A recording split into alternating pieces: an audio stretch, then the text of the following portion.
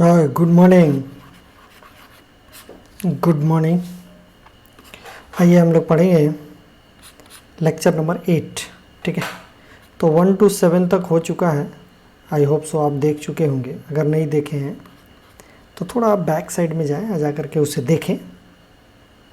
वहाँ देखने के बाद आपको चीज़ों को हम लोग इंटरलिंक्ड है एक दूसरे से, तो बहुत अच्छे से समझ में आएगा। ठीक है, ओके। एक छोटा सा प्रे करते हैं उससे पहले, फिर स्टार्ट करते हैं। बोलेंगे मेरे साथ, आप भी बोलेंगे। ठीक है। Thanks God for giving me a beautiful life, smile. आप थोड़ा सा स्माइल कर दीजिए। और ये आप है। चलिए इसे भी देख लेंगे। ओके, स्टार्ट करते हैं। सबसे पहले हम बात करते हैं close packing in 3D unit cell. इससे पहले हमने क्या पढ़ा? 2D के बारे में पढ़ लिया था, 2D यूनिट सेल के बारे में पढ़ लिया था और बहुत अच्छे से पढ़ लिया था। स्क्वायर पैकिंग के बारे में पढ़ा था, हेक्सागोनल क्लोज पैकिंग के बारे में भी पढ़ा था। अब प्रीवियस लेक्चर देखेंगे, उसमें सब हम लोग बहुत अच्छे से डिटेल में पढ़े हैं। ठीक है, ये क्लोज पैकिंग की बात करें 3D में, ये सबसे ज़्यादा इंपॉर्टेंट होता है। तो हम देखते हैं इसमें क्या क्या पढ़ना है। ऐसे हियर सबसे पहले HCP बोले तो हेक्सागोनल क्लोज पैकिंग, और CCP या FCC जिसको बोलते हैं, इसी को बोलते हैं face cubic unit cell. That is the face cubic unit cell. और CCP किसको बोलते हैं? बोलो, CCP close cubical packing, that is the CCP।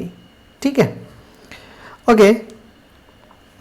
HCP के केस में AB अरेंजमेंट होता है, जबकि FCC के केस में ABC अरेंजमेंट होता है। Means what? Fourth equal to fourth layer same होगा, जबकि इस केस में कौन सा होगा? फर्स्ट और थर्ड लेयर सेम होगा। मैंने बोला सेम होगा। और इस केस में 1 to 4th लेयर सेम होगा। मतलब क्या? इसमें क्या होगा? A अलग होगा, B अलग होगा, C अलग होगा। वन सेकेंड, A फिर से होगा, B होगा, C होगा। Means what? This is the first layer and this the fourth layer. ठीक है, सेम एज यहाँ पे बात करें तो क्या करें? ए बी समथिंग ऐसा होगा, जिसके वजह से this the first layer, this the second layer, this the third layer. मतलब क्या? थर्ड पे A आ रहा है, तो इसका मतलब क्या? First is equal to third. ठीक है, थर्ड लेयर। समझ में आया। अब इसका अरेंजमेंट कैसे होता है, क्या होता है, उसके बारे में थोड़ा सा देखते हैं। ठीक है, ओके। सी ये देखते हैं पहले। सबसे पहले HCP के बारे में देखते हैं। तो एक चीज़ देखिए, हमारे पास दो टाइप का अरेंजमेंट। ये देखिए, अगर एटम्स पड़ा है तो ऐसा अरेंजमेंट कर सकते हैं, जबकि जो ऐसा अरेंजमेंट तो हम कर जरूर सकते हैं, लेकिन इस केस में वॉइड ज़्यादा मिलता है। ये बहुत ज़्यादा पैकिंग नहीं हो पाता, जिसकी वजह से हम लोग क्या करते हैं? इसको हम लोग अवॉइड करते हैं। हम लोग क्या करते हैं? ऐसे किया, और ये दो ग्रुप, दोनों के ग्रुप के बीच में यहाँ पे डालते हैं। ये दोनों के ग्रुप के बीच में फिर यहाँ पे डालते, ये दोनों के ग्रुप के बीच में फिर से यहाँ पे डालते, दोनों के ग्रुप के बीच में यहाँ पे डालते, फिर से ऐसे, फिर से ऐसे, फिर से ऐसे, फिर से ऐसे। इसमें भी होगा, यहाँ पे कहीं कुछ होगा, फिर ऐसे ऐसे। समझ पा रहे हैं आप? ओके। सी जब इस तरीके से अरेंजमेंट करेंगे, इस तरीके से अरेंज करेंगे, तो आपको क्या बोला है? हेक्सागोनल क्लोज पैकिंग दिखाई देगा। अब देखिए, बहुत दूर न जा करके यहाँ देखते हैं। सी हियर, देखिए एक लेयर यहाँ पे है, ए इज द लेयर। अब देखिए 3 के ग्रुप में, यहाँ पे देखो, ये ऊपर में दिखा रहा हूँ। क्या यहाँ पे एक बॉल मैं रख सकता हूँ? यहाँ पे क्या यहाँ पे एक बॉल रख सकता हूँ इससे टच करते हुए? क्या यहाँ पे एक बॉल रख सकता हूँ इससे टच होते हुए? कि यहाँ पे रख सकता हूँ एक टच होते हुए? रख सकता हूँ। इसका मतलब क्या हुआ कि ये जो B है और ये जो ग्रीन वाला, जो ब्लू आसमानी स्काई कलर जो है, ये A है। आप जब देखेंगे, बहुत माइन्यूट तरीके से देखेंगे, तो ये जो ब्लैक में जो लिखा हूँ, ठीक जैसे B है ना, उसी के ऊपर है। ठीक, मतलब उसी के जैसा है। सपोज दैट ये देखिए, ये B है और यहाँ पे लेयर A है और यहाँ पे B, यानी कि B यहाँ पे है तो फिर B यहाँ पे है, और जस्ट इसके लेयर। अब बोलिए A कहाँ पे है? तो A 3 जगह, मतलब कि A कहाँ पे होगा? इसका ग्रुप यहाँ पे होगा। उस ग्रुप में, यानी कि गड्ढा जो होगा 1 2 3, 3 की वजह से जो यहाँ गड्ढा बनेगा, 1 2 3, 3 की वजह से जो गड्ढा बनेगा, उसमें B रखिए, उसमें नीचे से भी B रखिए। समझ में आया क्या? यानी कि ए लेयर बीच में, बी लेयर ऊपर, फिर उस तरीके से फिर से ए लेयर ऊपर जमाएंगे, फिर से ए लेयर नीचे जमाएंगे, फिर से बी लेयर, मैंने कीजिए ए बी लेयर जमाएंगे। बोलो, ऐसे ही होता है ए बी लेयर। अब इस केस में हेक्सागोनल के केस में जब करेंगे तो क्या बोलेंगे? बोलो, ये देखो यहाँ पे थोड़ा सा मैं देखने की कोशिश कर रहा हूँ आपको समझाने का। ये देखो ऐसा हुआ, इसी में एक क्यूब को फिट करो, ऐसे ही एक क्यूब को डालो नीचे में, जस्ट जिस तरीके से हेक्सागोनल है उस तरीके से डालो। कहाँ तक जाएगा? बोलो, ये यहाँ तक जाएगा, यहाँ तक जाएगा, कुछ यहाँ तक होगा, कुछ होगा यहाँ पे, क्या बोलते?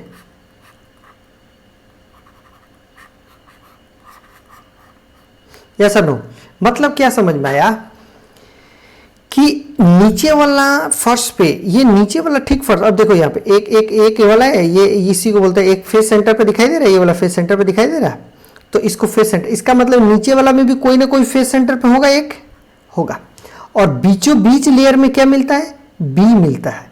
तो बी मिलता है ना, तो प्रैक्टिकल अभी थोड़ा देर में मैं दिखाता हूँ आपको, ऐसे मात्र 3 ही दिखाई देगा, इसके अंदर में 3 ही आता है। देखो कैसे, इसके अंदर में सिर्फ 3 आता है। मैं दिखाता हूं अभी राइट नाउ, आपको ये बताता हूं। ये तो समझ में आया कैसे कैसे करना है। एक हेक्सागोनल को कट करो और ठीक उसी के शेप का एक, उसी में क्या बोले, हेक्सागोनल शेप का उसमें उसके अंदर डाल दीजिए। उसके अंदर जब डालेंगे ना तो बी का 3 ही बॉल जो है, 3 बॉल ही ऊपर आएगा, 3 बॉल ही उस क्यूब के अंदर आता है। ठीक है, मैं दिखाता हूं, इसके आगे भी डायग्राम दिखाता हूं आपको। ओके सी, ये देखो ए, ठीक बीचों बीच में भी एक ए है, और उसके यहाँ पे देखो 3 के बीच में कौन कौन सा ए है? इसके ये वाला ए इन्वॉल्व है, ये वाला ए इन्वॉल्व है, और ये वाला ए इन्वॉल्व है। इसके नीचे वाला देखो इधर, ये वाला ए, ये वाला, ये तीनों ए को मिला करके एक वॉइड बना है, उसी के ऊपर में बी रख दो। फिर से ये वाला और फिर से ये वाला दिख रहा है ना, अंदर में जो है, अंदर में जो दिखा हुआ उसके ऊपर में 3 मिल करके एक वॉइड बनाएगा, उसके ऊपर बी रख दो, सेम एज।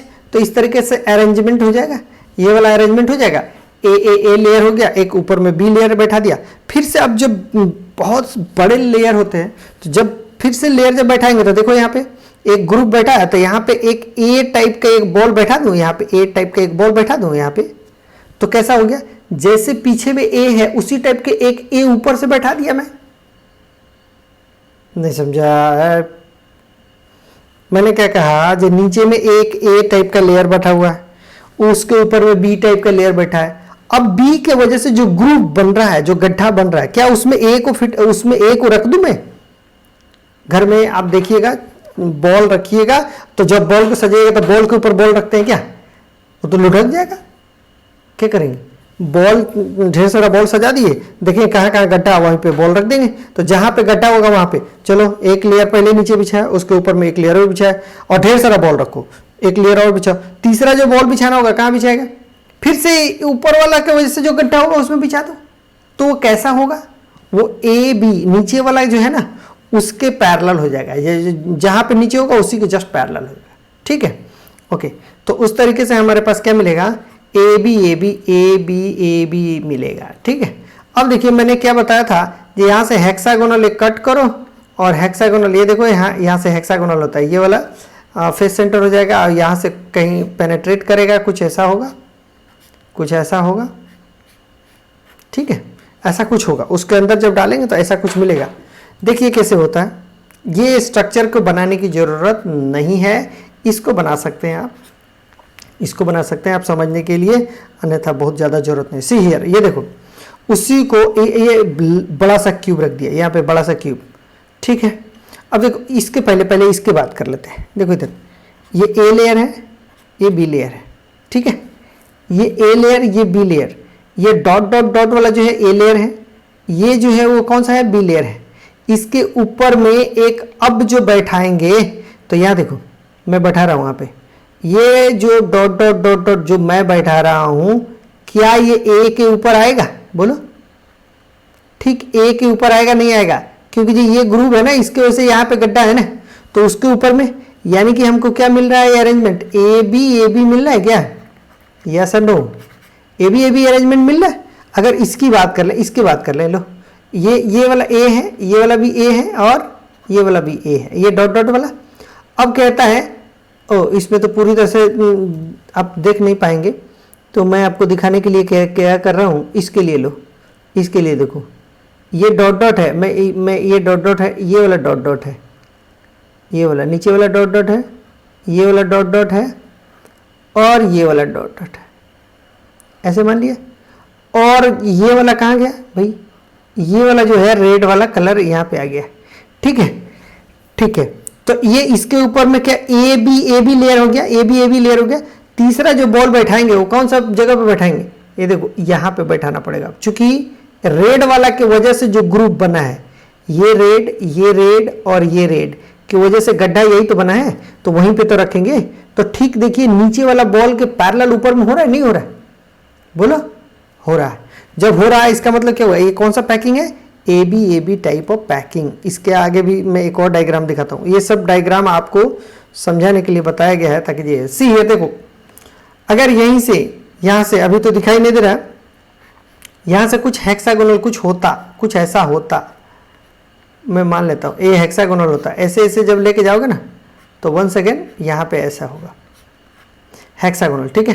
तो ये जो पीला वाला जो बल्ब दिख रहा है ना, एक बॉल दिख रहा है, ये वाला है तीनों, ठीक है। और ऊपर वाला जो 6 जो बॉल दिख रहा है वो 6 कॉर्नर पे एक बीचों बीच में, मैंने पिछले डायग्राम में दिखाया था आपको, ये बीचों बीच में एक पड़ रहा है, ओके। और 3 तो येलो में आता है, और ये देखो फिर से 6 किनारे किनारे और एक सेंटर पे, ठीक है, ओके। हम देखते हैं आगे चल करके, मैं आपको दिखाता हूँ एक चीज़ और दिखाता हूँ। इस केस में एक और कॉन्सेप्ट है। तो हमने क्या समझा, HCP के केस में कितने नंबर ऑफ एटम्स है, बोलो इधर ही बोलो, now how many atoms are there. तो देखो इधर 1 2 3 4 5 6 और एक क्या 7।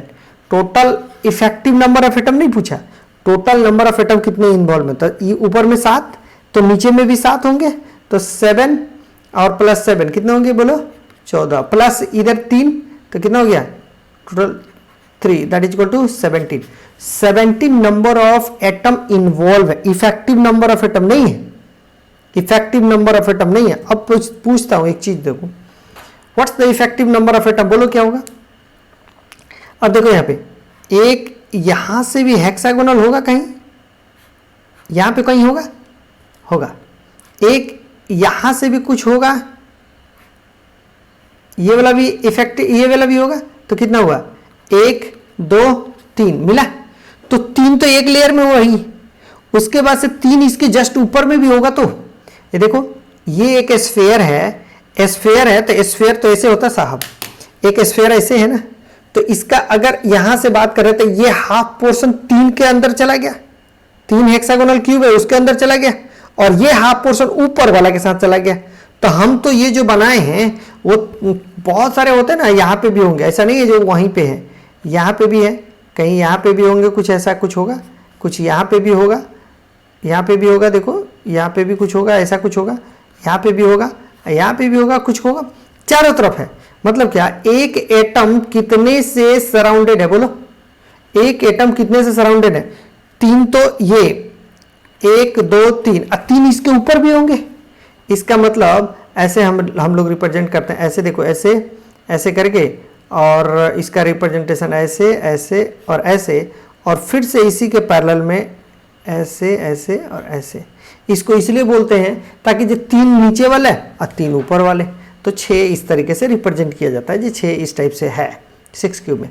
मतलब क्या, मैं पूछता हूं जे इसका कंट्रीब्यूशन कितना है, बोलो इसका कंट्रीब्यूशन यहाँ पे है ना, एक हो गया जो भी है, और एक यहाँ पे भी हो गया, ओके बोलो। तो 1 2 1 3 और 3 ऊपर में, तो इसका टोटल कंट्रीब्यूशन कितना हो गया 6 हेक्सागोनल क्लोज पैकिंग में, ठीक है 6 में। तो एक में कितना कंट्रीब्यूशन होगा भाई, तो एक एटम 6 में तो 1/6 होगा, तभी तो 1 + 6 1 + 6 सब जोड़ोगे तो 1 के बराबर होगा, क्योंकि एक एटम है। तो यहां पे इसका कंट्रीब्यूशन कितना 1/6 ठीक है, ठीक है। चलो इसका कंट्रीब्यूशन बोलो, what's the contribution if it, ये देखो फेस डायगोनल है, तो यहां से जस्ट ऊपर जब जाएगा, ये वाला जो लेयर है इसके ऊपर में जब जाएगा तो दूसरे क्यूब में चला जाएगा ना, हमको दूसरे क्यूब से मतलब है, हमको इसी क्यूब से मतलब है। तो इसका कंट्रीब्यूशन कितना, वैसे भी फेस पे है तो 1/2 कंट्रीब्यूशन मैंने बात कर चुका है। तो ये जितने कॉर्नर पे 1/6, फेस पे 1/2। अब बात करते इसके बारे में, इसके बारे में एक्चुअल में इसके बारे में एक बार जेईई एडवांस ने क्वेश्चन पूछा था। तो फिलहाल मैं अभी यहाँ पे ये कर रहा हूँ, अभी मानकर चले ये तीनों के तीनों स्फीयर जो है हेक्सागोनल क्लोज पैकिंग में कंप्लीटली एम्बेडेड है, कंप्लीटली उसी के अंदर में कैप्चर्ड है। ठीक है, हम दिखाते हैं जो इसमें क्या क्या सीन होता है, लेकिन ये 3 एटम के बराबर एकदम एग्जैक्टली 3 एटम इसके अंदर कैप्चर्ड है अभी right now. 3 atom effective 3 atom इसके अंदर कैप्चर्ड है। कौन, सेंटर्ड वाला, और ऊपर वाला तो हम कैलकुलेट कर ही लेंगे। तो अगर मैं आपसे पूछूं जो total number of effective number of atom कितने होंगे, what the answer of it, तो क्या बोलेंगे, देखिए यहाँ पे 1 2 3 4 5 6, कॉर्नर 6 है और नीचे वाला भी तो 6 है, तो टोटल 12। इसका मतलब कि 12 इंटू 1/6 प्लस, समझ में आ रहा है, आ रहा है। कितने फेसेस हैं, हाउ मेनी फेसेस आते हैं, 1 और 1 2, कितना हो गया 2। तो 2 इंटू 1/2 कंट्रीब्यूशन प्लस कितने इम्बेडेड है पूरे क्यूब में, अरे बॉडी सेंटर क्यूब में बीच में रहता है तो हम क्या बोलते हैं, उसकी क्या बोलते हैं, एक ही है ना, किसी से कंट्रीब्यूशन नहीं रहता उसका। उसी तरीके से ये 3 एटम है तो इसका कंट्रीब्यूशन नहीं मानेंगे, इसका मैं दिखाऊंगा आगे चल करके क्या होता है, लेकिन उसका कंट्रीब्यूशन अभी किसी के सामने है, सिर्फ 3 का 3 इसमें पड़ा हुआ है। तो यहाँ 3 हो गया। How many what the answer of it, देखो इधर 2 1, इसका मतलब टोटल कितना हुआ, इसका मतलब जेड का वैल्यू कितना हो गया 6। समझ में आया क्या, यस और नो, यस। तो टोटल कितने हो गया 6, यानी कि जेड का value effective number of atom present in the HCP is equal to कितना आ गया 6 आ गया। अब देखिए यहाँ पे कोऑर्डिनेशन नंबर की बात कर दी है। कोऑर्डिनेशन नंबर देखो, each sphere are touching 12 other sphere, 6 in the same layer, 3 in the upper layer and 3 in the bottom layer. तो इस तरीके से होकर के 12 कोऑर्डिनेशन नंबर होता है। ऐसा क्या चमत्कार हो गया भाई, ये देखो यहाँ पे, अगर यहाँ पे 1 2 और एक पीछे में होगा कहीं 3, ऐसे दिख रहा है, और ऊपर में कितना है 6 है, नीचे में कितना 6 है। तो अगर मैं आपसे पूछ लूं इसका कोऑर्डिनेशन नंबर, आओ तुमको और आसान बता देता हूं, इसका देखो, इधर देखो,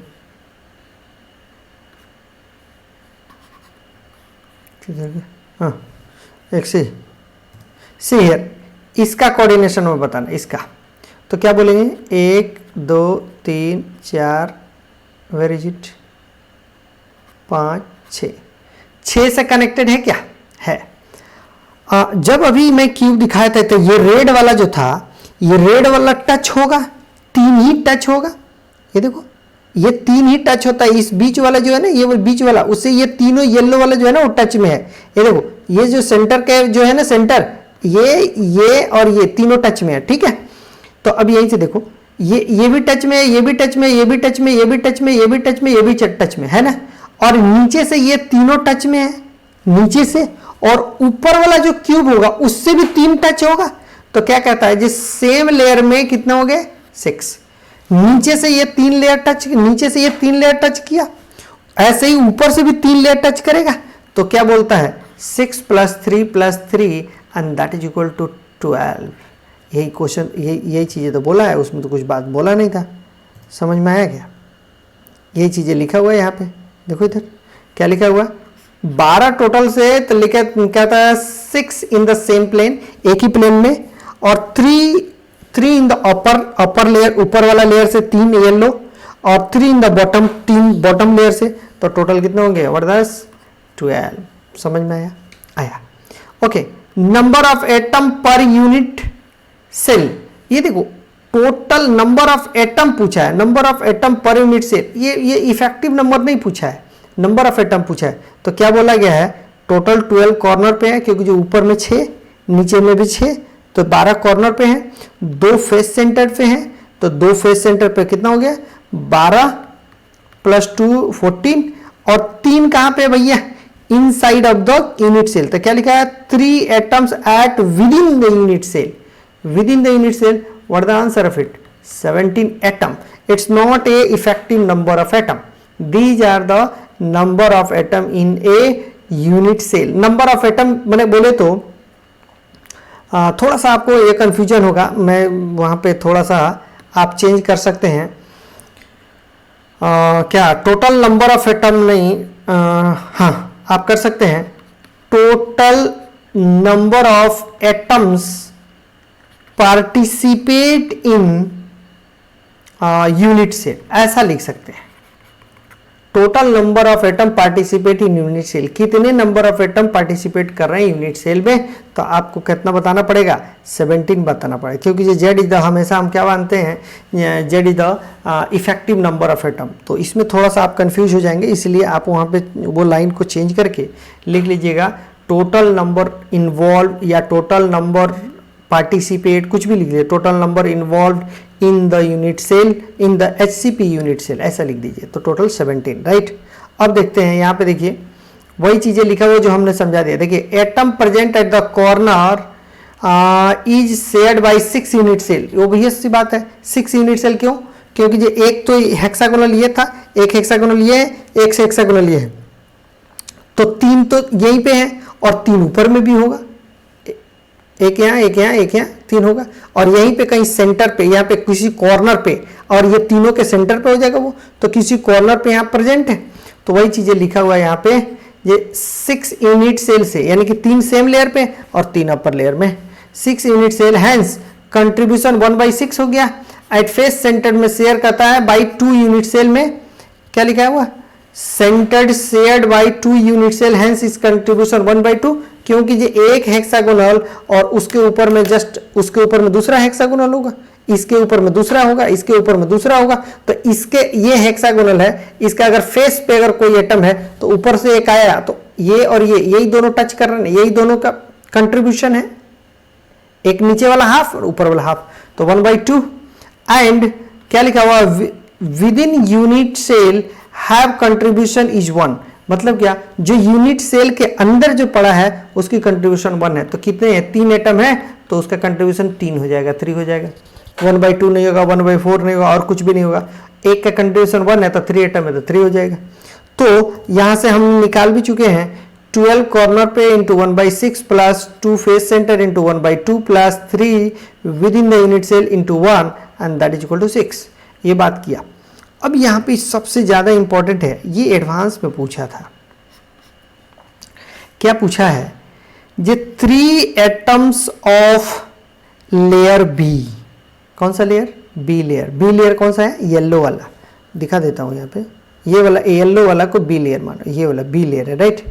अब देखो यहाँ पे, यहीं से मैं बताने का कोशिश कर रहा हूँ, देखो ये सी हियर, यहाँ देखिएगा, एक हेक्सागोनल ऐसे कर दिया, ऐसे कर दिया, ऐसे कर दिया,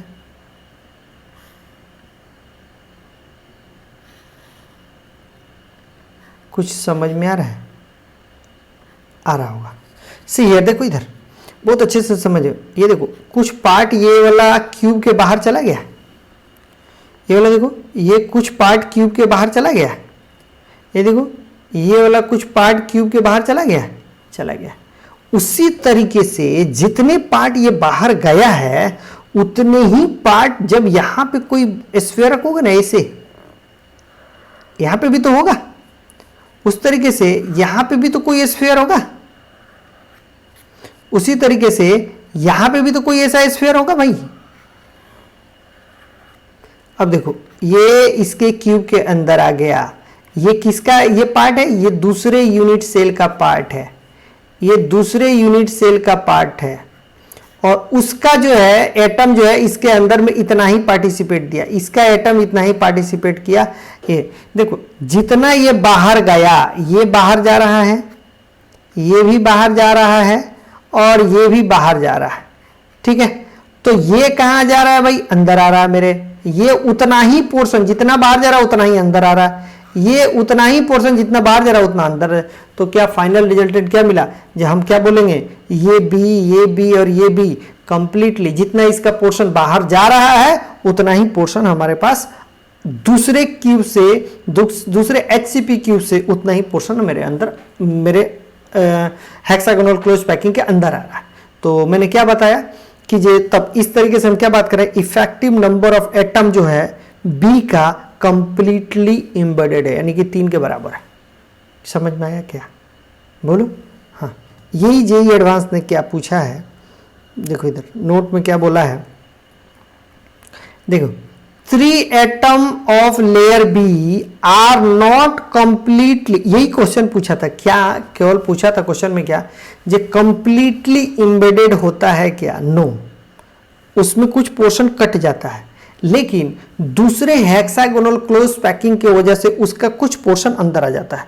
तो क्वेश्चन मल्टीपल चॉइस क्वेश्चन था, उसमें यही क्वेश्चन दिया था कि क्या बी जो है कंप्लीटली इनसाइड होता है क्या, या कुछ पोर्शन उसका बाहर भी होता है?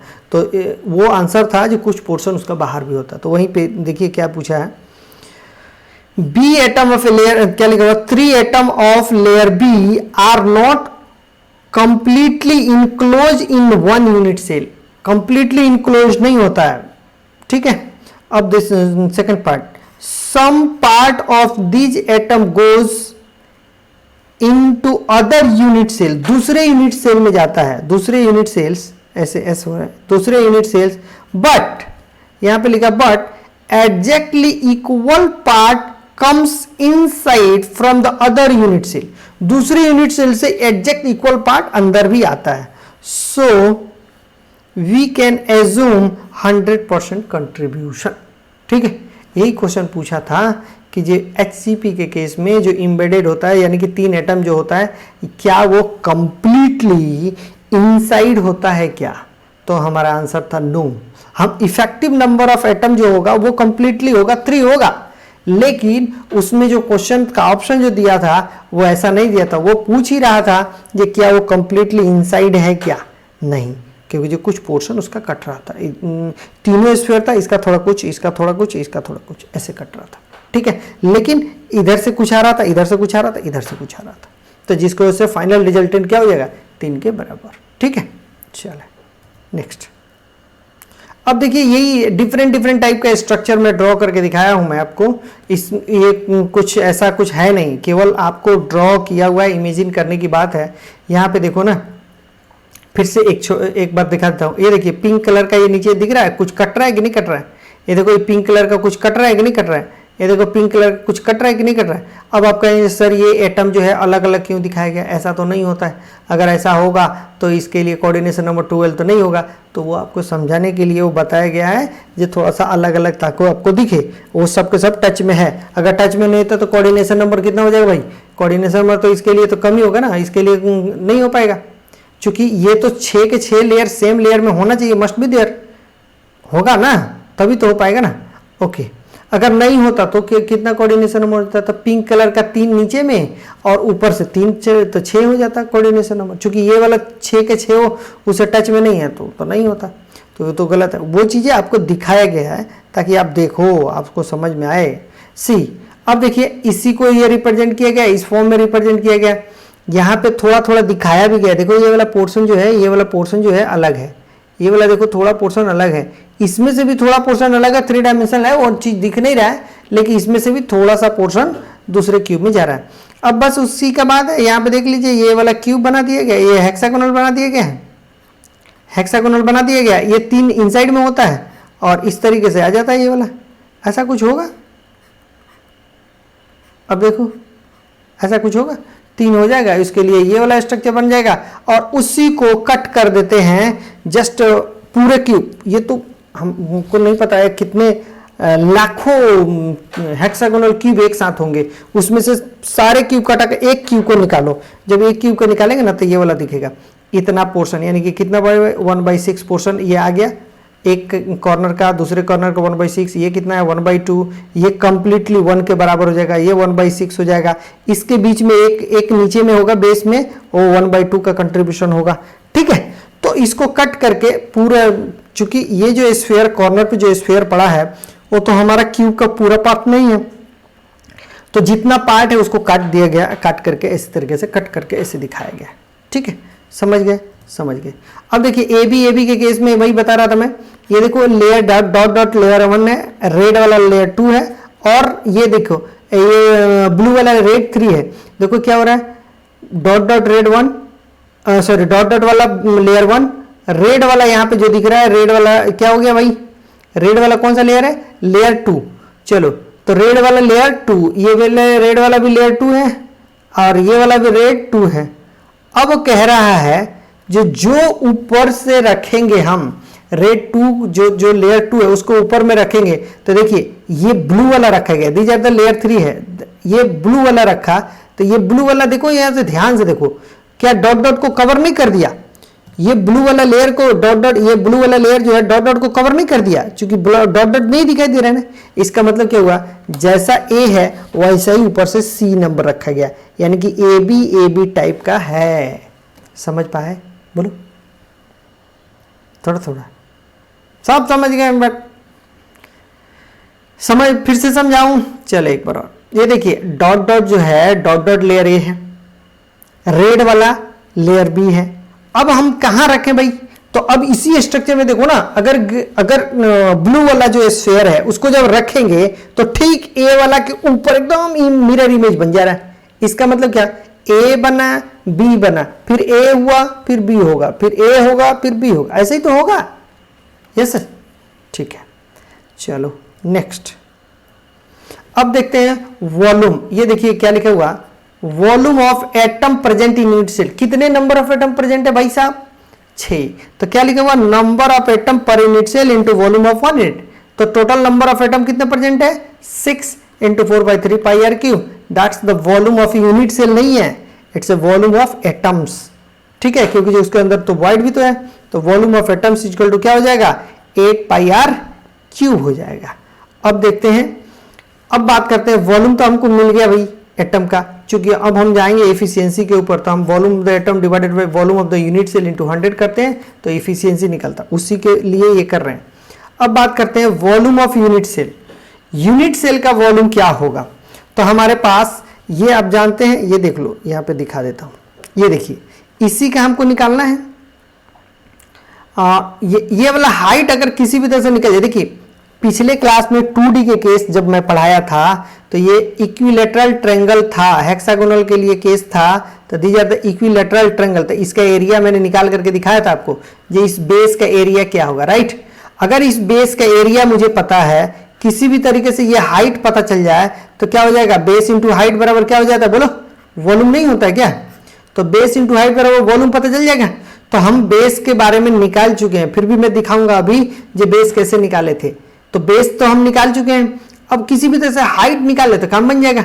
अब देखो यहां से लेकर यहां तक जाने की जरूरत नहीं है, मैं क्या करता हूं, अब देखिए यहाँ पे ये वाला ग्रीन वाला जो है, ये ग्रीन वाला जो है बेस यहां से लूं और रेड वाला तक के ले लूं, ये रेड वाला तक के, ये रेड वाला तक के ले लो और यहां से यहां तक के ले लो। इससे क्या होगा, ये h/2 नहीं होगा क्या, क्योंकि यहां से यहां तक फिर जाएंगे तो ये भी h/2 हो जाएगा। मैंने क्या किया, ये रेड वाला तो रेड वाला को मैंने ठीक हाफ कर दिया, एकदम बिल्कुल हाफ कर दिया, बिल्कुल क्या कर दिया, हाफ कर दिया। तो h/2 नीचे, h/2 ऊपर, ठीक है, ओके। इसी के लेकर के मैं आपको बताने जा रहा हूं। अब देखो यहाँ पे ये बेस ऑफ द, क्या लिखा हुआ, base area of unit cell into height of the unit cell. तो मैंने कल पिछले क्लास में बात कर चुके हैं बेस के बारे में क्या होता है। ये डायग्राम है, आपको दिखा सकते हैं ये कैसे कैसे आपको एज्यूम करना, बट इतने पे फोकस ना करें, इसके बारे में हमने कल ही डिस्कस किया है। तो मैं दिखा देता हूँ यहाँ पे कैलकुलेशन, ये मैंने खुद किया है। ये देखो यहाँ पे ये कुछ कलाकारी में किया है आपके लिए। तो बेस एरिया बराबर क्या होता है, area of 6 equilateral triangle of side 2r। ये 2r दिया, इस सेम फिगर को वहां भी पेस्ट किया हूं मैं, सेम चीज हमको वहां पे भी जानना था। तो ये 2r हो गया, ये 1 सेकेंड 2r हो गया, ये 2r हो गया। अब इसके लिए परपेंडिकुलर डालते हैं तो एरिया बराबर क्या होता है, 1/2 इंटू 2r इंटू h होता है। दीज आर द एरिया, किसका ये एरिया, ये कंप्लीट इक्विलेटरल ट्रायंगल का एरिया, ठीक है, ओके। अब देखो यहाँ पे ये हाइट निकालना है तो क्या करें, साइन 60 डिग्री, क्या लिख दें, साइन 60 डिग्री बराबर क्या होता है, h/2r लिख दें। तो h/2r, तो 2r r का फॉर्म में आ जाएगा, साइन 60 डिग्री बराबर कितना, √3/2, और √3 तो h का वैल्यू आ गया, h का वैल्यू यहाँ पे पुट कर दें, ऊपर में h का वैल्यू पुट करेंगे तो यहाँ पे आ जाएगा आपके पास रिजल्ट ये वाला, आप देख सकते हैं क्या आ जाएगा, 6 √3r²। देखो आया क्या, आया। ये कर पाएंगे, पिछले क्लास में किए, उसका भी वीडियो देखिए पिछले वाला, ठीक है। हमने तो वहां तक दे दिया। अब देखिए हाइट के बारे में मैंने क्या बताना चाहता था, यहाँ पे देखो अगर यहाँ की बात करें, यहाँ पे बात करें, सी हमको यहाँ पे अगर हाइट निकालना है तो क्या करूँ, देखो इधर 1 2 3, ठीक है, इसकी वजह से एक ट्रायंगुलर वॉइड बनेगा। ये वाला ठीक इसके सेंटर पे होगा और ये वाला ठीक इसके सेंटर पे होगा, होगा कि नहीं होगा, होगा। इसका मतलब क्या समझें कि जे यहां से ट्रायंगुलर वॉइड इसका और इसका सेंटर, यही तो h/2 होगा। फिर से जो तीनों, जो क्यूब के अंदर जो 3 स्फीयर है, 1 2 और एक 3 स्फीयर है, ठीक है, 1 2 3 है, इसके बीच में ये जो वॉइड बनेगा तो क्या फेस सेंटर का वॉइड आकर के चिपकेगा, यहाँ पे चिपकेगा ना। तो फेस सेंटर का, फेस सेंटर से और इसके सेंटर से जो लेंगे वही h/2 होगा भाई, चूंकि इसके फेस सेंटर का हाफ ही तो इसके अंदर है, हाफ तो दूसरे क्यूब का है। तो फेस सेंटर के क्यूब और इसका जो है बीच का जो है उसको हाफ करो, उसके लिए तो डिस्टेंस हो कितना हो जाएगा, h/2। होगा नहीं होगा बोलो, फिर से बता रहा हूं, ये देखो इसके लिए यहां पे बीचों बीच से कट करो, 3 है ना भाई, 3 है ना, ये 3 स्फीयर बीचों बीच में है, तीनों को कट करो। ले ले इधर, इधर देखो, इसको देखो ना, इसको हाफ कर दिया और इसका तो ऑलरेडी हाफ ही आया है, यानी कि इसके बेस से ले लिया, तो कितना h/2। ये रेड वाला को हाफ करो ना, फिर से यहाँ पे h/2 हो जाएगा। समझ में आया? तो क्या समझ में आया, 3 के वजह से बन रहा है, देखो इधर 3 के वजह से बन रहा है ये वाला स्फीयर, और एक ठीक नीचे से आ रहा है, या कहो जो ऊपर से आ रहा है, यानी कि ये कैसा बन रहा है, टेट्राहेड्रल। 4 स्फीयर को मिलकर के हाइट h/2 हो रहा है, 4 को मिलकर के h/2 हो रहा है, चारों के चारों स्फीयर आपस में टच में है। अब देखो यहां पे ये चीजें दिखाना चाहता हूं, सी देखो इधर क्या लिखा हुआ, height of the unit cell की बात करें, height of the unit cell में देखो इधर 4 स्फीयर है, तो क्या होगा, 1 2, ये थोड़ा सा अलग हो गया, 3 4, ऐसा ही है। इसी को अलग कर दिया मैं, जस्ट उसके ऊपर है। अब देखो इधर ये वाला, एक बार और मैं मिटा दे, ये देखो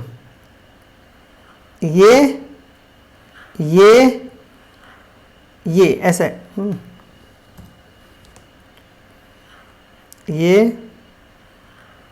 ये आइए, ठीक है, चलेगा, यहाँ पे ये, ठीक है, ठीक है। अब मैं आपसे पूछता हूं कि यहाँ पे जो बड़ा वाला स्फीयर है, ये वॉइड का स्फीयर मैंने बनाया, ये बड़ा वाला स्फीयर है, इसको तो छोड़ो, ये तो ऊपर में है, इसका सेंटर और इसका सेंटर अगर पता चल जाए मुझे, तो क्या x के बराबर होगा, r के बराबर नहीं है रे भाई। ये r के बराबर क्या है, केवल स्फीयर का रेडियस r होता है, और उस वॉइड के रेडियस तक जा रहे हैं, वॉइड के, यानी कि ये x होगा, और ये टच में, तो टच में तो कितना हो जाएगा बोलो, ये स्फीयर। अच्छा चलो पहले इसको देखो, ये टच में, ये वाला का रेडियस कितना हो, ये देखो, ये x होगा, 90 डिग्री का एंगल है भाई, और जस्ट उसको ऊपर में है तो h/2 होगा। अभी थोड़ी देर पहले बताया था मैंने, जो h/2 होता है, जिस कट किया था तो h/2 हाइट हो गया। लेकिन ये जो स्फीयर है, ये स्फीयर और ये स्फीयर आपस में टच में है, जब टच में है तो इसका r होगा, इसका r होगा, तो दोनों को मिला करके 2r होगा। वो वहां दिखा रहे हैं, इसका मतलब वहां नहीं है, जस्ट उसके ऊपर ही है, इसके जस्ट यहाँ पे है, यहाँ पे यू कहे जी, इसके यहाँ पे है। वो कैलकुलेशन पॉइंट ऑफ व्यू से वहां पे दिखाया गया है, ताकि आप समझ पाए, ठीक है। और h/2 हो गया, ये वाला समझ गया h/2 कैसे हुआ, क्योंकि ये इस तीनों स्फीयर के बीच को सेंटर से और ऊपर वाला का उसका h/2 हो जाएगा, h/2 हो जाएगा। मैंने थोड़ी देर पहले भी बता दिया रे भाई मेरे, ये तो देखो, ये तो देखो, ये वाला 4, ये वाला आधा करो, इसका ये वाला ग्रीन जो है इसका आधा करो, तो h/2 ही तो होगा, और ऊपर वाला में यहाँ से और यहाँ तक के बीच में h/2 होगा, तभी तो यहाँ से यहाँ तक h होगा, क्योंकि इसका आधा पोर्शन तो नीचे चला जाता है, सब स्फीयर ऐसे पड़ा हुआ है, उसको आधा कट करोगे तो ये वाला रिजल्ट आता है, ये वाला, ठीक है। चलो ओके, सी मैं क्या चला गया, ओके। तो मैंने h/2 किसी भी तरीके से h/2 है, किसी भी तरीके से h कर दूं, h/2 तो है, तो 2 तो कांस्टेंट है, तो उसको मल्टीप्लाई कर लेंगे, तो किसी भी तरह से h निकल जाएगा, तो इसका मतलब पूरे क्यूब का हाइट निकल जाएगा, बोलो। अब उस h को निकालने से पहले अगर किसी भी तरीके से ये x निकाल लो तो काम बन जाएगा। तो x कैसे निकालूंगा, देखो अगर यहां से चलूं और यहां से, ये तो रेडियस r गिवन है, ये वाला मुझे पता चल जाए, ये वाला और ये वाला x तो मैंने माना हूं, तो काम बन जाएगा, बन जाएगा। तो अब देखो यहाँ पे ये डायग्राम पे आ जाए, यहाँ पे यहाँ से ये x है, ये परपेंडिकुलर डाला, यहाँ पे ऐसे हुआ, क्योंकि ये इक्विलेटरल ट्रायंगल है तो 60 डिग्री का एंगल है, तो इसको आप बीचों बीच किया तो 30 डिग्री का एंगल हुआ, theta equal to 30 degree, cos theta equal to क्या हो जाएगा, r बाई एक्स हो जाएगा। r कहाँ से, ये वाला, तो r बाई एक्स हो जाएगा। अब x निकालना है, r के टर्म में देखो x निकालना है, कॉस थीटा बराबर 30 डिग्री, 30 डिग्री का फॉर्मूला कितना होता है, रूट 3/2। अब x का वैल्यू निकालेंगे तो x का वैल्यू यही तो होगा, x इक्वल टू क्या, देखो क्रॉस मल्टीप्लाई तो 2r/√3, क्या बोलते 2r/√3। अगर ये x का वैल्यू मुझे मिल गया तो हमारे पास क्या मिला, देखो इधर ये 90 डिग्री का एंगल मिला कि नहीं, ये और ये दोनों एक दूसरे का 90, देखो ये और ये 90 डिग्री के एंगल पे, भाई ये वाला 90 डिग्री के एंगल पे दिख रहा है, ऐसे और ऐसे, ऐसे ऐसे, ठीक है, और उसके बाद से ये वाला 2r है। तो हम क्या करेंगे, ये वाला हमारे पास दिया हुआ है हाइपोटेनियस करे 2r, तो 2r square equal to h/2 का स्क्वायर x स्क्वायर, ये x स्क्वायर की जगह पे ये वाला वैल्यू को पुट कर दो, आंसर देखा जाएगा। देखो इधर, तो यहाँ पे देखो, यहाँ पे क्या लिखा हुआ है, 2r square equal to h/2 का square plus x square, put value of x in equation 1, एक इक्वेशन 1 में x का वैल्यू को पुट करो तो क्या हो जाएगा, 2r square equal to h/2 का स्क्वायर प्लस 2r/√3। ये 2r/√3 कहां से है बोलो, x का वैल्यू अभी निकाला था मैंने, x इक्वल टू 2r/√3, तो 2r/√3 आ गया।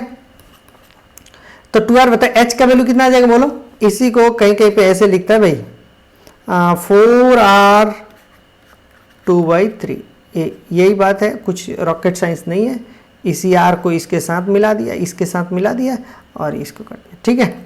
तो 4r इंटू √2/3, ठीक है, ठीक है। अब आपके पास क्या क्या मिला, अब देखो वॉल्यूम ऑफ HCP पूछा है, volume of HCP of the unit cell बोला है, तो बेस इंटू हाइट, बेस कितना है तो बोलो 6√3 इंटू r स्क्वायर इंटू क्या लिख दूं मैं, हाइट का वैल्यू कितना 4r इंटू 2/3, ऐसा हो जाएगा। जब इस तरीके से निकालेंगे तो यहाँ पे देख लो, यहाँ पे देख लो, आ गया, यहाँ पे देखो 6√3 r square 4√2 into this equal to, ये देखो ये हो जाएगा इससे 24 और ये कट जाएगा तो √2 हो जाएगा, ये वाला बच जाएगा और r³ बच जाएगा। ये जेई में पूछा हुआ क्वेश्चन है भाई, जेई का क्वेश्चन है, वॉल्यूम बराबर वॉल्यूम द किसका, यूनिट सेल HCP के बारे में जेई बोले तो मेन में पूछा था, तो ये डायरेक्ट ये वैल्यू पूछा था 24√2 इंटू r³। ये कभी भी नीट पूछ सकता है, नीट के लिए फेवरेट क्वेश्चन बनेगा ये, कभी भी। और बहुत ज़्यादा डिफरेंस नहीं रहा इंजीनियरिंग में और मेडिकल में, खास करके आपको केमिस्ट्री की पोर्शन पॉइंट ऑफ व्यू से अगर देखें तो केमिस्ट्री में तो आप डिस्टिंग्विश कर ही नहीं सकते, इसलिए कि ये बायोलॉजी वालों को भी केमिस्ट्री को पिकअप करना ही होता है। वेल उसको काफ़ी अच्छा इंप्रूव करना पड़ता है, क्योंकि फिजिक्स के केस में सब लोग समझता है थोड़ा सा मैंने थोड़ा दिक्कत होती है। वेल देखें पैकिंग फ्रैक्शन के केस में देखो z इंटू 4/3, ये z क्या है, number of atom into 4/3 πr³, एक एटम का volume divided by volume of किसका, यूनिट सेल का, ठीक है। तो आप देखो 6, चूंकि इफेक्टिव नंबर 4/3 πr³ एंड 24 अभी आया यहाँ पे, वॉल्यूम का 24√2 into r³ and that is equal to 74%, 0.74, that is the 74%। ये जो है FCC का पैकिंग एफिशिएंसी के बराबर है, ठीक है। तो जो HCP में पैकिंग एफिशिएंसी मिलता है वही FCC में भी मिलता है, समझ में आया। चलो अब देखिए ये क्वेश्चन है, calculate height from the ground ओ साहब to the centre of the fourth sphere of the radius. देखो इधर ये बड़े वाला रेडियस है रेड वाला और ये 3 है, तो जब नीचे में 3 है तो अब कहता है जो ग्राउंड से, तो इसमें देखो ये ट्रायंगुलर है 1 2 3, ठीक है। तो ट्रायंगुलर जो वॉइड होगा उससे बीचों बीच से कट करो, तो वो तो नीचे सरफेस से टच है ना, तो वो तो r डिस्टेंस तो हमने उसका रेडियस होगा, उसका तीनों स्फीयर का रेडियस है, इसे कट करो प्लेन से, तो r डिस्टेंस से नीचे से होगा, उससे तो मतलब नहीं है। और हम जानते हैं जे इससे कट किया और यहां से लेकर के और उसके सेंटर तक, ये दोनों के बीच का कितना h/2 अभी निकाला था थोड़ी देर पहले, h/2 निकाला था इसके लिए, इसके सेंटर, ये तीन स्फीयर होगा, ये 3 स्फीयर है, तीनों स्फीयर के सेंटर से और ऊपर वाला के सेंटर से, टेट्राहेड्रल है ना, टेट्राहेड्रल के सेंटर नहीं, उसके सेंटर पे यानी कि ये कैद है, तो h/2 होगा, इसका सेंटर h/2 होगा। और ये जब सेंटर से हमारा h/2 है तो इसके नीचे में तो r है ना, इसका मतलब h/2 प्लस r कर दे, काम बन जाए ना। चलो तो हमारे पास क्या होता है, h बराबर क्या होता है, h बराबर ये तो अभी अभी निकाला है 4r√2/3।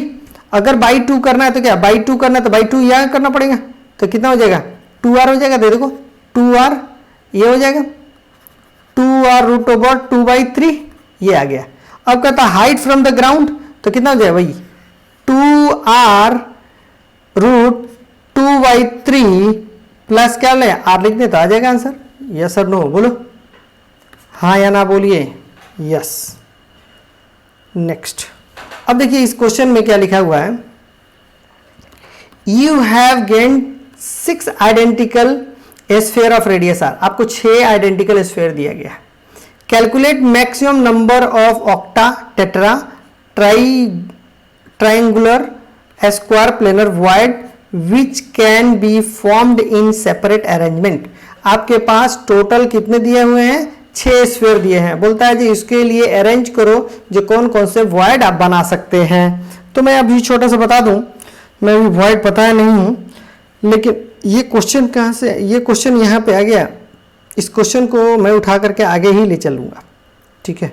इस क्वेश्चन को मैं फिर से डिस्कस करूँगा, बट यहाँ पे भी एक बार और डिस्कस कर देता हूँ। देखो ऑक्टाहेड्रल वॉइड जो होता है ना, ऑक्टाहेड्रल वॉइड 2 टाइप से बनता है।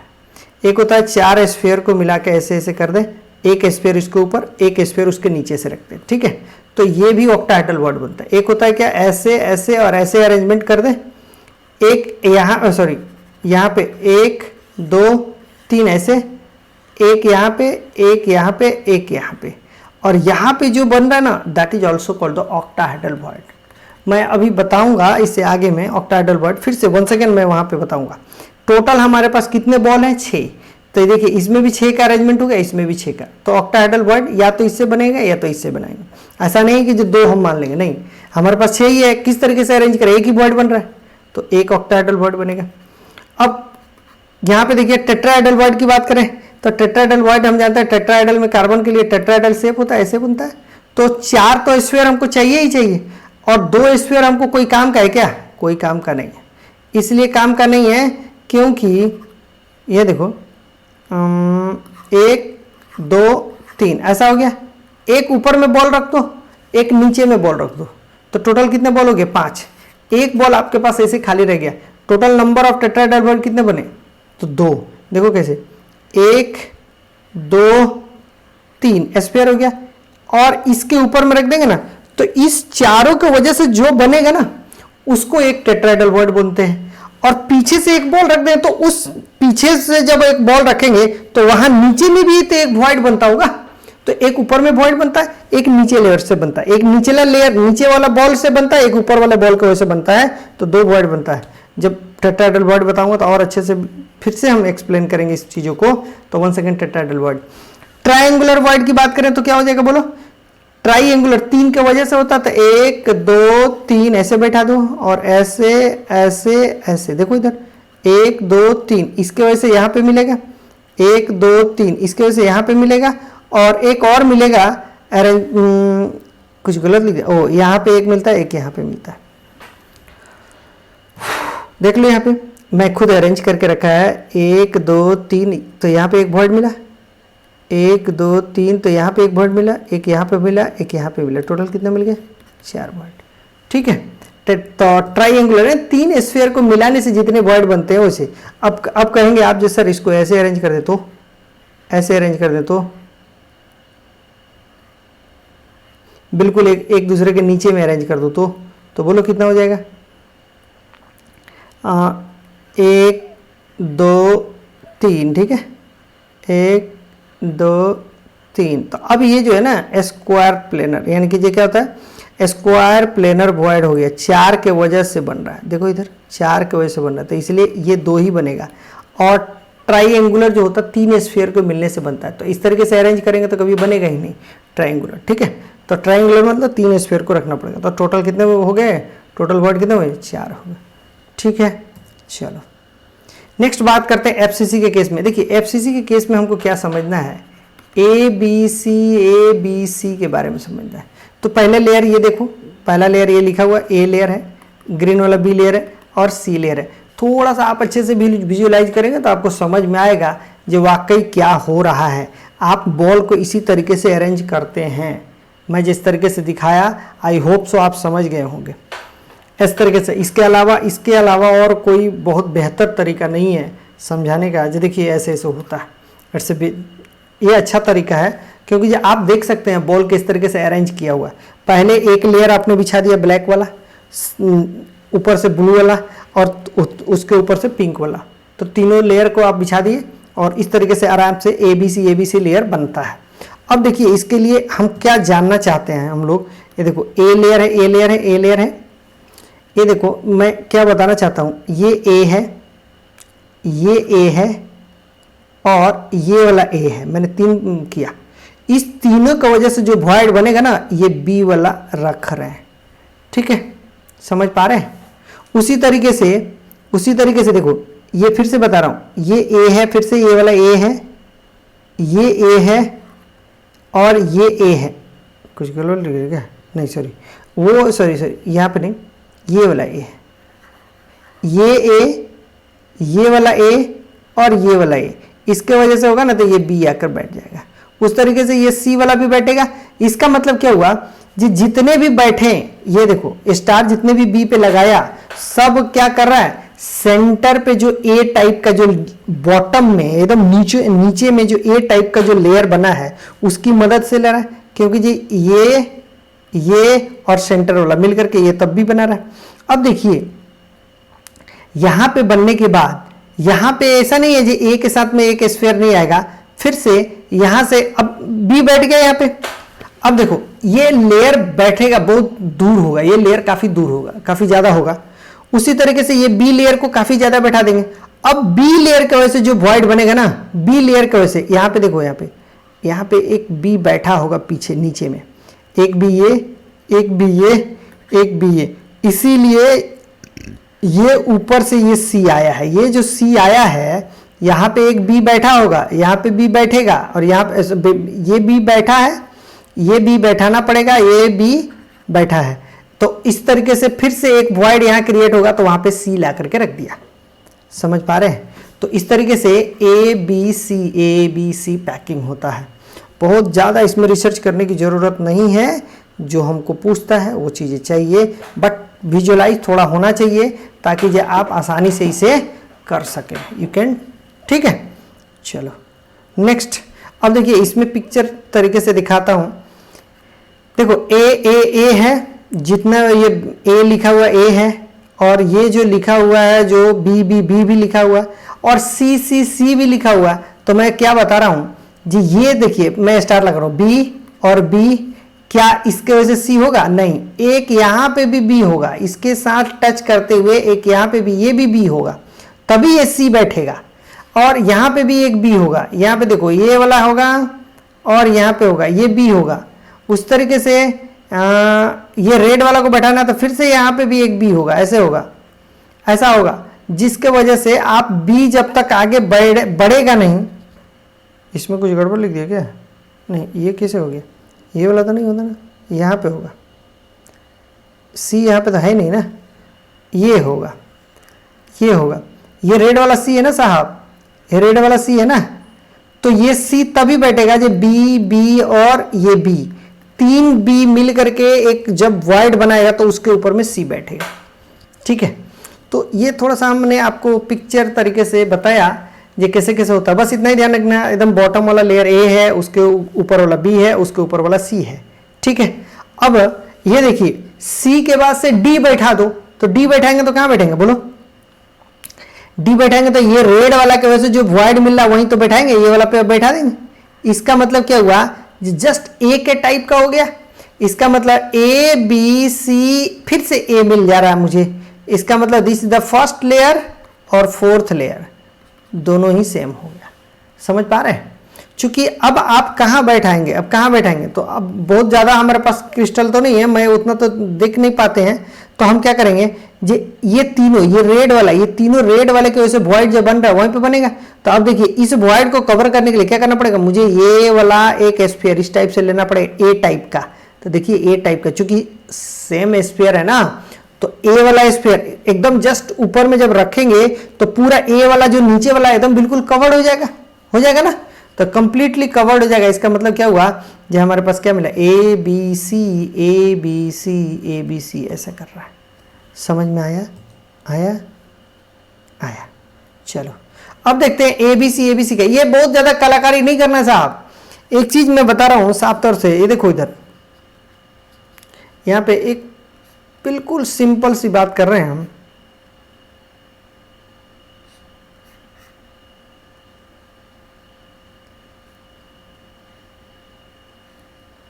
आजा, ऐसा है, इसको पकड़ो और पूरा उठा दो।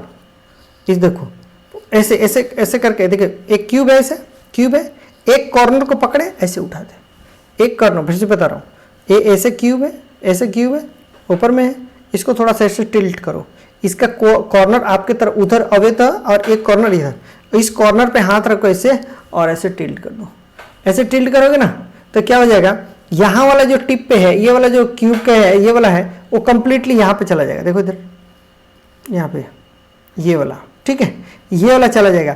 और ये जब बनता है किसके वजह से बनता है, एफसीसी की वजह से बनता है। तो देखिए क्या होता है, एफसीसी बोले तो हमारे पास 8 कॉर्नर पे और 6 फेस पे। तो देखो यहाँ पे 1 2 3 4 5 6 7 8, इसका मतलब कीजिए जो हल्का येलो कलर, हल्का ये जो है, जो मैंने टिक आउट किया है, वो कौन सा है, सब के सब कहाँ पे हैं, कॉर्नर पे हैं। लेकिन ये जो ग्रीन वाला जो है, जो ग्रीन वाला है, सब के सब फेस सेंटर्ड है, सब के सब फेस सेंटर्ड है। ये शायद आपको विजुअलाइज नहीं हो रहा होगा, लेकिन मैं फिर से प्रयास कर रहा हूं। ये देखो, ये वाला जो स्फीयर है ना, जब क्यूब है ना, क्यूब के ऊपर वाला स्फीयर है, और ये वाला जो स्फीयर है इस क्यूब के ऊपर के साइड वाला स्फीयर है, और ये वाला जो स्फीयर है इस क्यूब के ऊपर इस साइड वाला स्फीयर है, ठीक है। इसी को जस्ट ऐसे उठा दिया। तो अब देखो ये वाला जो क्यूब मिला, ये वाला जो स्फीयर मिला, ये वाला जो मिला बेस का, जो जिसने आपने ऐसे उठाया, तो बेस का जो सेंटर है वो उठ करके यहां चला गया, और ये दोनों साइड का उठ करके ऐसे चला गया। अब देखना बहुत अच्छे तरीके से, माइन्यूट तरीके से, जब क्यूब को मैंने बताया, जिस क्यूब को रखेंगे उसका कॉर्नर अपने साइड में, उस साइड में रखेंगे। एक क्यूब ऐसे होता ना, तो अब ऐसे नहीं, थोड़ा सा ऐसे करो, और उसका कॉर्नर एक कोना ऐसे रखो, एक कोना अपने तरफ रखो, इस कॉर्नर को उठाकर ऐसे कर दो। जैसे इसे कर देंगे ये वाला शेप मिल जाएगा, और ये वाला शेप मिल जाएगा। तो बुक में ऐसे लिखा रहता है, इसीलिए मैंने आपको ऐसे बनाया। ये एक देखो, ये वाला स्फीयर को मैंने ऐसे बनाया। और एक चीज बताता हूं, ये स्फीयर और ये स्फीयर बिल्कुल स्ट्रेट होगा एकदम आपस में, और इसके ये और ये, इसके बीच में ये वाला एक तीसरा जाकर के व्हाइट का फ्रंट, देखो इधर, ये और ये वाला नीचे से जाकर जुट जाएगा। उसी तरीके से ये वाला और ये फिर से ग्रीन वाला जाकर यहां जुट जाएगा, ठीक है। और ये ग्रीन, ये वाला ये ग्रीन और ये ग्रीन, ये दोनों आपस में टच में रहेगा, और नीचे से ये वाला जो है ऑरेंज कलर का जाकर चिपक जाएगा। ऑरेंज कलर कौन सा होगा, ये वाला जाके चिपक गया। उसी तरीके से सेम एज ये वाला भी होता है। तो इसमें बहुत ज़्यादा रिसर्च करने की जरूरत नहीं, ये कहीं पूछता भी नहीं है, जस्ट विजुअलाइज कराया मैं आपको, ताकि जो होता कैसे है, दैट्स ऑल। इसके अलावा और कुछ भी नहीं समझना है। ये पिक्चोरियल रिप्रेजेंटेशन है, आप देख सकते हैं। अगर समझ में आता है देन इट्स ओके, नहीं समझ में then it's okay, no problem at all. इसका कोई बहुत ज़्यादा मीन्स नहीं है, बहुत ज़्यादा मीनिंगफुल नहीं है, ठीक है। ओके, अब बात करते हैं कोऑर्डिनेशन नंबर के बारे में। तो बोलो कोऑर्डिनेशन नंबर क्या होगा इसका। तो इसको कोऑर्डिनेशन नंबर निकालने के लिए बेहतर है जी, यहाँ से निकालो, कितना बोलो, इसका कोऑर्डिनेशन नंबर क्या होगा बोलो। इसमें ये है ना, वही एफसीसी का केस है, coordination, what is the coordination number of it. तो देखिए मैं बता रहा हूँ, ये वाला ए जो है, नीचे वाला ए है, ये वाला ए है, ये वाला ए है ना, ए है, इसे कौन कौन टच में है, ये वाला टच में है, ये वाला टच में है, यानी कि 6 सेम प्लेन में टच में है। उससे डायरेक्ट टच में कौन है, बी वाला टच में, ये बी है, ये बी है और ये बी है। बी वाला जो ब्लू कलर का वो टच में है। सेम जब ए लेयर ऊपर में है, उसके ऊपर में बी लेयर है, उसके बाद से सी लेयर है, तो ए लेयर के ऊपर और नीचे दोनों साइड में बी लेयर होगा। बी लेयर या बी लेयर के ऊपर और बी लेयर के नीचे क्या होगा बोलो, बी लेयर है ये, अगर बी लेयर ये है तो उसके ऊपर सी और उसके ऊपर में क्या, उसके नीचे में क्या हो जाएगा, ए हो जाएगा। लेकिन ए लेयर के केस में क्या होगा, ए लेयर यहां तो ए लेयर के ऊपर में बी और ए लेयर के नीचे में भी बी होगा।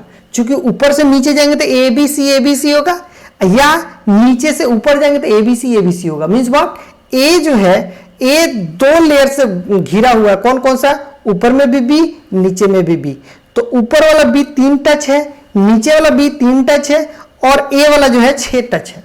तो हम क्या ए लेयर में 6 टच है, तो टोटल हमारे पास कोऑर्डिनेशन नंबर कितने होंगे बोलो, 12।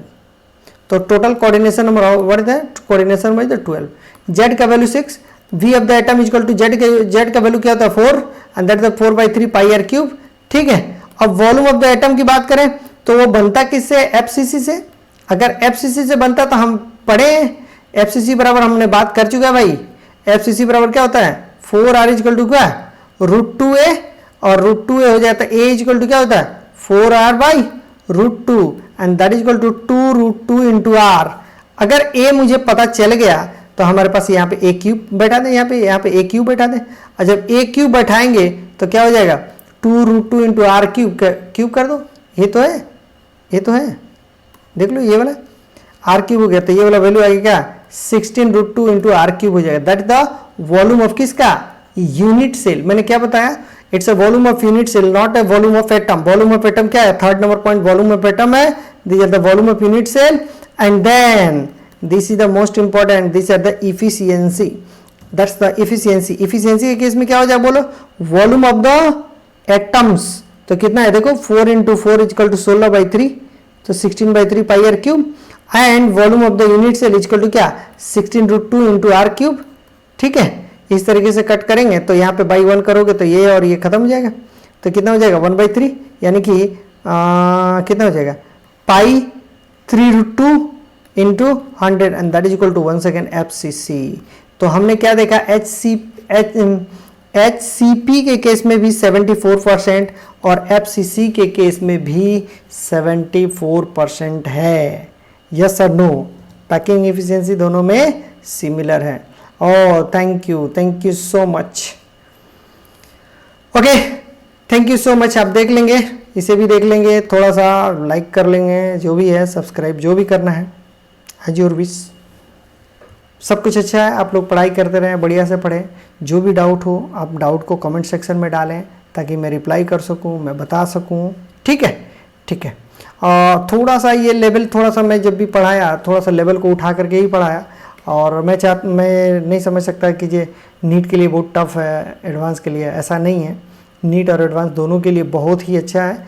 आप एक बार पढ़ें तो सही, एक बार पढ़ें, कुछ दिन टाइम दें, 2 4 5 क्लास देखें ईमानदारी से। अगर कुछ दिक्कतें आए, थोड़ा सा प्रॉब्लम आता है तो प्लीज़ आप मुझे कमेंट सेक्शन में बताएं। ये कमेंट सेक्शन में मुझे बताएं, कमेंट सेक्शन में, ताकि जब मैं उसका रिप्लाई कर सकूं।